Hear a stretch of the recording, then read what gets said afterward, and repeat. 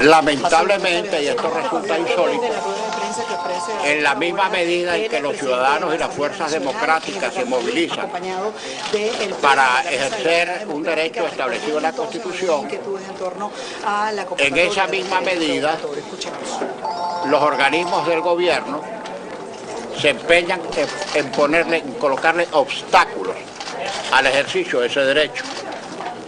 Como ya en breve introducción explicó nuestro secretario ejecutivo, el coordinador de la Mesa de la Unidad, compañero Chugo Torrealba, este es el cuarto diferimiento, la cuarta postergación que efectúan las 4 rectoras del Consejo Nacional Electoral con relación a la reunión que debería sostener esta tarde con la Mesa de la Unidad Democrática a los fines de precisar ya definitivamente, poner en blanco y negro las normas para el referéndum revocatorio, que ha sido, repito, la exigencia reiterada más allá de la mesa de los ciudadanos promoventes del referéndum revocatorio. Este próximo jueves, debería comenzar la validación de las firmas. Este jueves. Pues no, el diferimiento o la postergación de la reunión que debería haberse hecho esta tarde, la pasaron para el jueves. ¿Para qué? Bueno, para seguir demorando, para seguir aterrizando en la precisión de las normas del referéndum revocatorio. ¿Quiere decir entonces que el próximo jueves, de acuerdo con lo que está ocurriendo, no va a comenzar el proceso de validación de firmas? Entonces, fíjense, siguen montados en la bicicleta. Supuestamente, este jueves lo que nos van es a informar el resultado de este tortuoso, largo, complicado proceso de revisión de las firmas que ha sido al fin completado en el Consejo Nacional Electoral. Parte de la rueda de prensa no nos digan, ahora del mediodía, que nuestra imaginación vuela. De la Mesa de la Unidad Democrática, no nos digan entonces, a esto que ha ocurrido dentro del que nosotros estamos haciendo especulaciones ante hechos que no se han producido.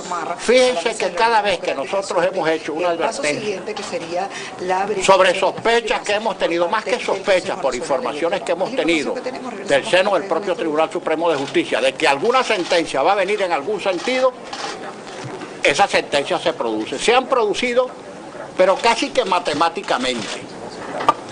Bueno, nosotros tenemos fundadas razones para pensar que este Consejo Nacional Electoral, que ya no haya cómo pedalear más la bicicleta para no hacer el referéndum revocatorio este año, va a hacerse o asirse a una sentencia de la Sala Constitucional mediante la cual validarían cualquier cosa que hiciera el Consejo Nacional Electoral para arrojar el referéndum tan lejos cuanto el Consejo Nacional Electoral desee.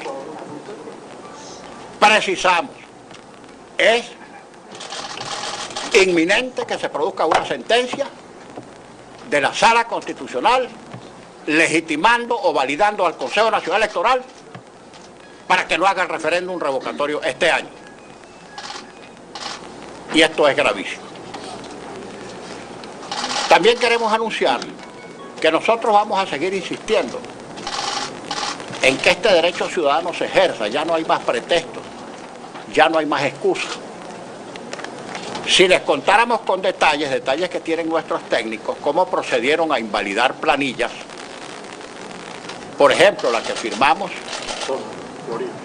aquí está, la que firmamos en la Asamblea Nacional, los directivos de la Asamblea Nacional, aquí está la planilla.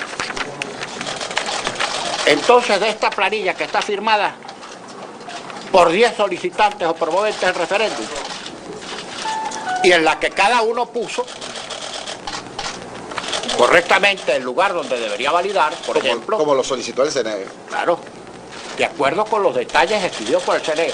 La planilla la encabezo yo, Henry Ramos, mi cédula, Distrito Capital, mi firma y mi huella. Seguidamente, Enrique Márquez, primer vicepresidente, su cédula, Maracaibo, Estado Zulia, que es donde vota, su firma y su huella. Jesús Torrealba, su cédula, su firma y su huella, etcétera, etcétera. Mariela Magallanes, nuestra subjefe de fracción, su cédula, Aragua El Limón, su firma y su huella, y así sucesivamente. Bueno, de esta planilla solamente estarían validados o legitimados para validar su firma los que votamos el Libertador. De acuerdo con esto, Enrique Márquez no puede validar su firma. No obstante que colocó que él es sufragante en Maracaibo, Estado Zulia, y que allá debería estar validado o legitimado para validar su firma.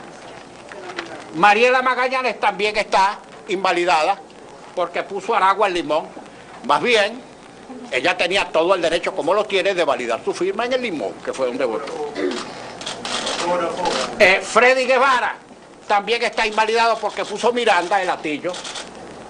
Y resulta que como en el encabezamiento de la plancha yo puse aquí mi lugar, Distrito Capital Libertador, todos los demás han debido poner lo mismo. Bueno, está Roberto Marrero, secretario de la Cámara, también está invalidado porque firmó Lara Barquisimeto Iribarren. Luis Aquiles Moreno está invalidado porque es Miranda Sucre Petare. José Luis Cartaya está invalidado porque puso Miranda Sucre. Bueno. Iván Stalin González sí, porque puso La Vega Distrito Capital. Presidente Consejo. Bueno. Esta está invalidada. Las 10 firmas porque aquí pusieron presidente Consejo. Estas no son malandrerías, estos no son delitos, estos no son vagabunderías de estas cínicas. 10 firmas invalidadas porque escribieron presidente Consejo. Y así, ok. Mañana, miércoles, una comisión de diputados encabezadas por nuestro primer vicepresidente Enrique Márquez se va a trasladar al Consejo Nacional Electoral a consignar el documento que la Asamblea Nacional aprobó el 24 pasado, donde se le exige al Consejo Nacional Electoral que fije claramente las reglas que no quiere fijar. Esperamos que en ejercicio de nuestro derecho constitucional no se le impida a una comisión de 7 diputados ir en sana paz al Consejo Nacional Electoral a consignar este documento. Bien, en definitiva, el objeto de esta rueda, más que de rueda, es para informar al país que estamos y seguiremos agotando todos los esfuerzos pacíficos, legales, democráticos y constitucionales para que se haga el referéndum, para que se actúe el referéndum revocatorio este año, porque es el derecho constitucional de los millones de venezolanos que lo exigieron. Que no es posible que en un Estado que se supone debería ser de derecho y de justicia, como tanto cacarea el gobierno, se obstruya, se impida por todos los medios, hasta por los medios inimaginables, que los ciudadanos puedan ejercer su derecho constitucional. Y que al servicio de este propósito delictual, que lesiona un derecho humano fundamental, al frente de ese despropósito estén los distintos organismos del poder público, excepto la Asamblea Nacional, porque afortunadamente no está bajo el control del gobierno que preside Nicolás Maduro. ¿Pregunta? Diputado, el secretario general de la OEA invocó la activación de la Carta Democrática. Usted había anunciado que usted quería ir hasta allá a exponer un poco la situación. Queremos saber la posición de la coalición ante esto. Bueno, la misma. Luis Almagro, secretario general de la OEA, acogiendo la exigencia y los planteamientos que hemos venido haciendo ante su competente autoridad para que en el seno de la Organización de Estados Americanos se plantee crudamente el caso de Venezuela, procedió hoy, en ejercicio de sus funciones, a activar la carta. Esto no quiere decir que comience a activar la carta para que se trate el caso de Venezuela en el seno de la Organización de Estados Americanos. Y por supuesto, nosotros hicimos una petición formal para que, de ser posible, se nos conceda un derecho de palabra para exponer ante la Organización de Estados Americanos, ante su Consejo Permanente, cuál es la situación venezolana. Ahí no vamos con conjeturas, vamos con pruebas, con documentos públicos, con hechos concretos. Y por supuesto desearíamos fervorosamente, vehementemente, que cuando expresemos allí lo que tenemos que a bien expresar, lo que tendremos a bien expresar, esté presente la representación del gobierno o del presidente Maduro. Y ojalá eventualmente pudiera hacerse un debate allí civilizado, de altura, en el que se escuchen no solamente la opinión del gobierno, que tiene asiento en la organización como los gobiernos de todos los demás países, sino que se pueda escuchar la voz de la inmensa mayoría de los venezolanos que somos la disidencia frente a este gobierno. Mira, la situación de Venezuela no se puede ocultar más, ni con gestiones de carácter burocrático, ni con gestiones de carácter diplomático. El mundo entero, el Vaticano, el G7, la Comunidad Europea, no hay quien no esté pendiente del caso de Venezuela, porque es un caso terrible, comenzando por la crisis humanitaria que estamos atravesando y que el único que se empeña en negar es el gobierno. Presos políticos, todos los órganos del poder público puestos al servicio de una causa injusta que es la que representa el gobierno, presos y exiliados sin juicio, derechos humanos violados, no existe auténtica libertad de expresión, se persigue y se criminaliza la disidencia. ¿Qué más? ¿Qué más? Y el gobierno incluso negándose a que recibamos ayuda internacional en medicinas y alimentos, porque, dice el gobierno, admitir la ayuda significaría, de paso, admitir la existencia de una crisis que el gobierno se empeña en negar. Así estamos, ese es el problema. ¿Cuáles serían esas implicaciones en todo caso que se active esa Carta Democrática? ¿Se facilitaría el ingreso de las medicinas, de la ayuda humanitaria? Ya le digo, por ahora no nos adelantemos. Por ahora, la activación de los mecanismos contemplados en la Carta podrían significar, en primer lugar, bueno, se va a tratar finalmente de manera muy clara el caso de Venezuela en base al informe que va a presentar el secretario general de la OEA, que no es un informe meramente argumental, que es citando casos, hechos concretos. Bueno, y por supuesto, por ahí, tramitar la solicitud para que podamos ejercer el derecho de palabra. Ojalá se nos conceda. Nosotros no vamos a forzar a nadie. Nosotros entendemos lo complicado que son los mecanismos diplomáticos. Y estamos conscientes también que en un organismo como la OEA, la representación es de los distintos gobiernos que suelen proceder muy cautelosamente en el caso que se plantee algún tema que pueda afectar a uno de los gobiernos que hace grupo, que hace reunión en el organismo. Eso lo comprendemos perfectamente. Pero tampoco la comunidad internacional, incluso la misma OEA, se puede voltear la cara, taparse la cara, cerrar los ojos ante la grave crisis humanitaria por la que estamos atravesando, que no es solo de medicinas y de alimentos, que es por violación de los derechos humanos, que es por la inexistencia de democracia, porque es por la participación de militares activos como militantes políticos, partidistas, etcétera, etcétera, tantos etcétera que todos conocemos. No se pueden hacer la vista gorda, no pueden voltear del otro lado, porque una crisis en Venezuela o un estallido en Venezuela afecta a todo el área.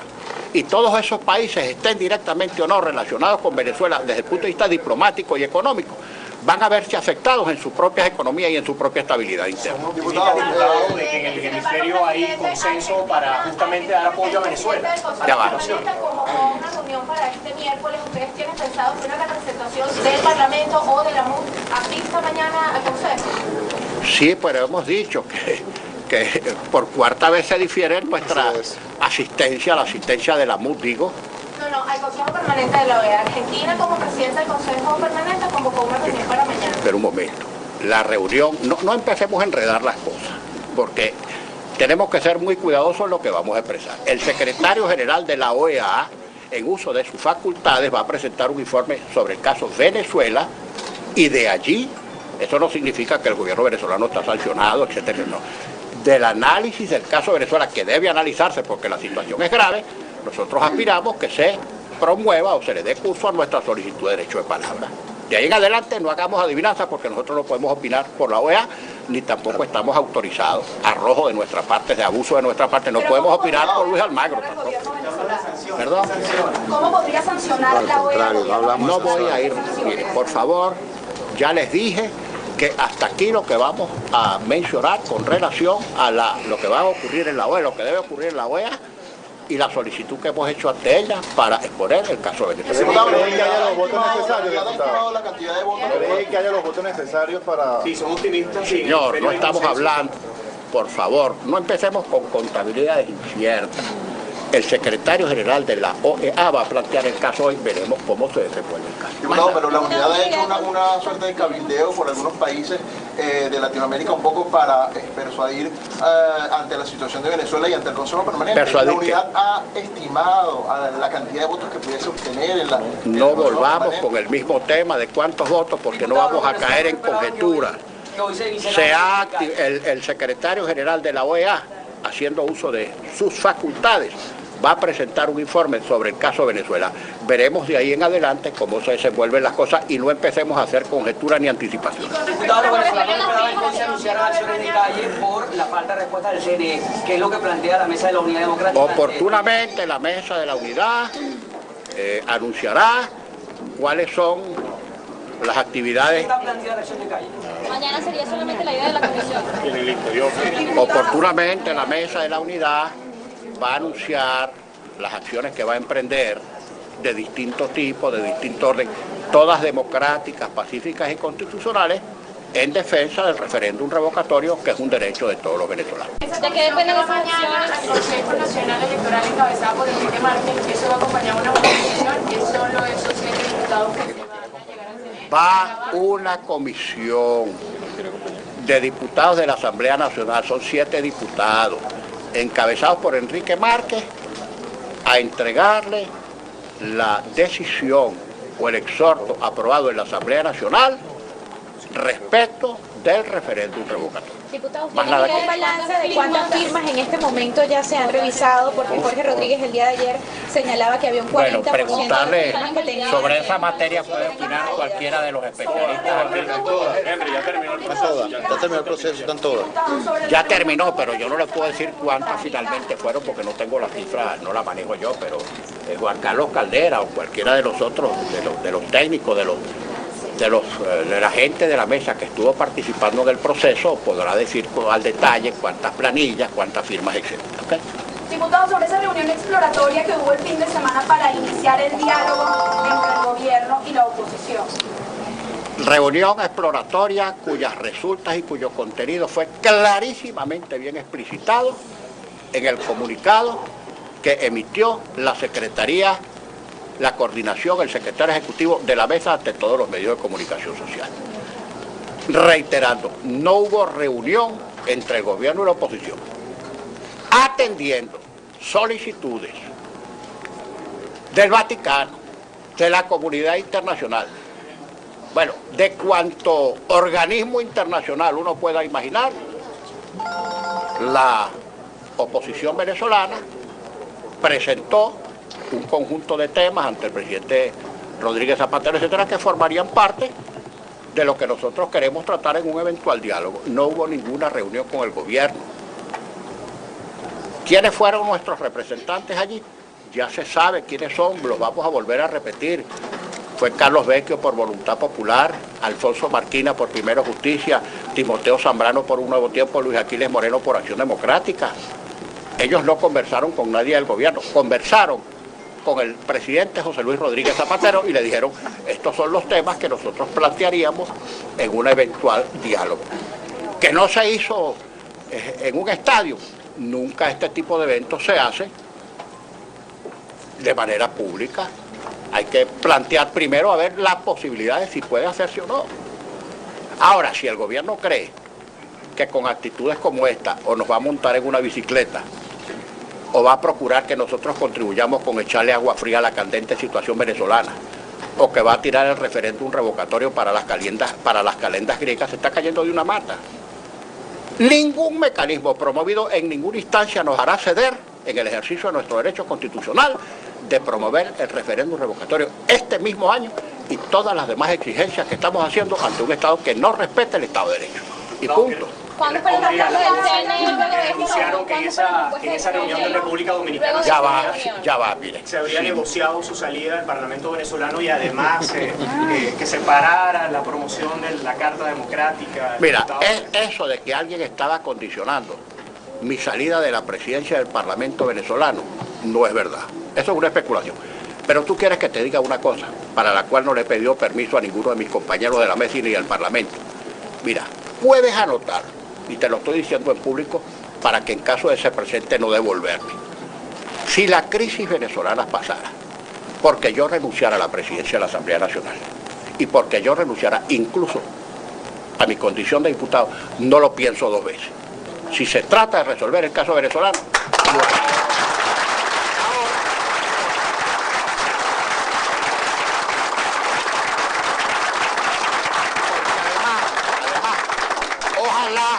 Ojalá dependiera de la decisión de cualquiera de nosotros resolver la crisis venezolana.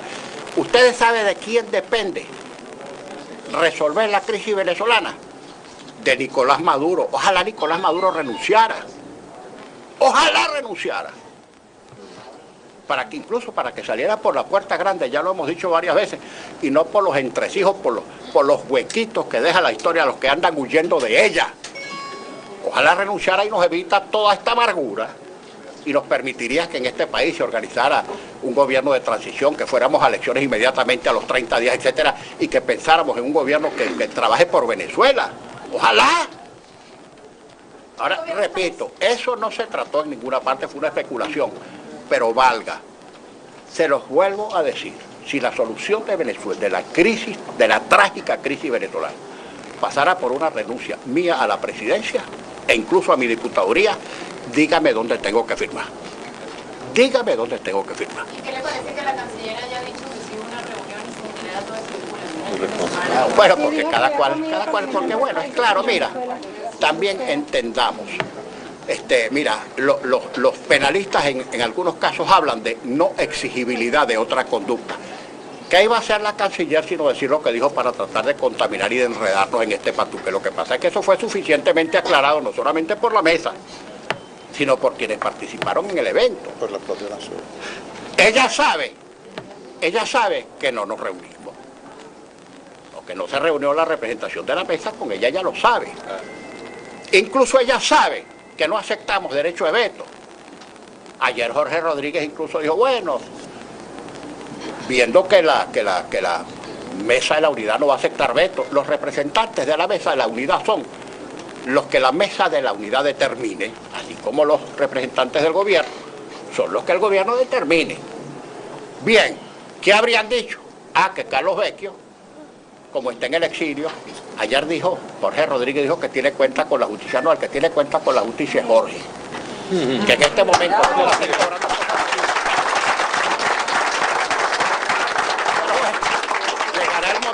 en que Vecchio esté aquí sin ninguna persecución judicial porque no ha cometido ningún delito, y llegará el momento también en que Jorge deba responder por los delitos que ha cometido. Pero en fin, ¿qué dijo? Finalmente, yo lo escuché ayer.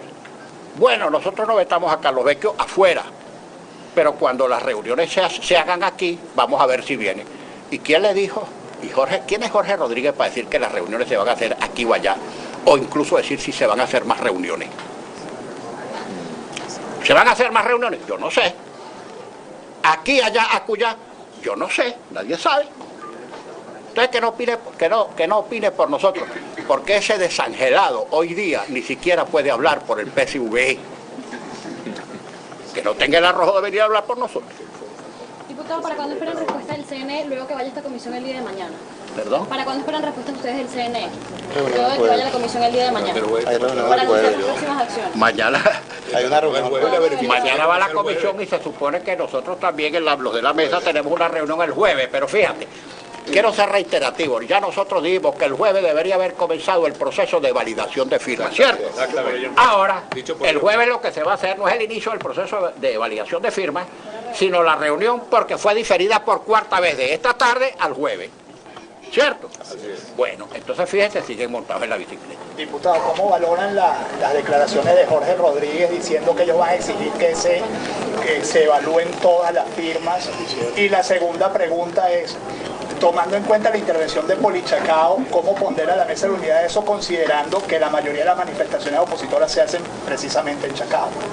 Bueno, mira, vamos por parte. En cuanto al proceso de validación de firmas, estamos esperando que nos digan cuándo vamos a empezar a validar. Díganos, por Dios, si nos dicen esta tarde que empezamos mañana por la mañana a las 4, vamos corriendo a validar. Que lo digan, esa es nuestra exigencia y no terminan de decirlo. Eso por una parte. Y por la otra, con relación a... Nosotros vamos a hacer nuestras manifestaciones públicas en todas partes. El gobierno sigue tratando de restringir el ámbito de actuación de la oposición para decir que su argumento del estado de emergencia no podemos salir. Bueno, quizá no podamos salir de nuestras casas según el gobierno. Nosotros vamos a seguir manifestando porque es un derecho constitucional. Mire, déjeme decirle algo que todavía no es del conocimiento público. Esta semana yo he venido solicitando que el Consejo de Defensa Nacional, el CODENA, sea convocado por el presidente y nos reunamos porque yo como presidente del Consejo Nacional de Defensa debo asistir. No lo ha convocado, sin embargo me mandaron un legajo enorme, con coordenadas, puntos geográficos. Aquello prácticamente habrá que buscar una especie de geógrafo para que describa los intríngulis de ese documento, para ver la zona extensible o aplicable del fulano decreto de emergencia. Por supuesto, no hace falta un ejercicio muy largo de imaginación, si no contesto dice silencio administrativo, entonces se consideran validados para hacer lo que dice el documento. Si por casualidad, en el supuesto negado de que dijera sí, el presidente de la Asamblea Nacional está de acuerdo con esa militarización de amplísimos sectores de la capital, pues no, voy a contestar expresando cuál es nuestra oposición a un documento que lo que pretende es seguir restringiendo el ámbito de expresión y de manifestación de la fuerza democrática. Y en cuanto, fíjense, a la policía de Chacao, bueno, si en un organismo funcionarios cometen delitos, que sean aprehendidos y castigados, y además con la circunstancia agravante de ser funcionarios policiales. Ahora, la prisa, o la prontitud, o la inmediatez en intervenir la policía de Chacao no se produce ni con la Policía Nacional Bolivariana, ni con ninguna rama de la Fuerza Armada, cuando muchos de sus uniformados y agentes activos, incluso oficiales de alto rango, son aprehendidos en flagrancia cometiendo delitos gravísimos, incluso no solamente homicidio de personas, sino narcotráfico. Allí nadie interviene nada. Nadie interviene nada. Por cierto que lamentablemente el asesinado mayor general González, Félix Velázquez, fue el último comandante de la milicia. Era un oficial muy respetable, de acuerdo con todas las informaciones que se conocen, una excelente persona. Y desde entonces fue sustituido por el general González López, actual ministro del Interior. Y desde aquella oportunidad hasta el lamentable momento de su asesinato, el general Velázquez no ocupó ningún otro cargo público. Fue el último que ocupó.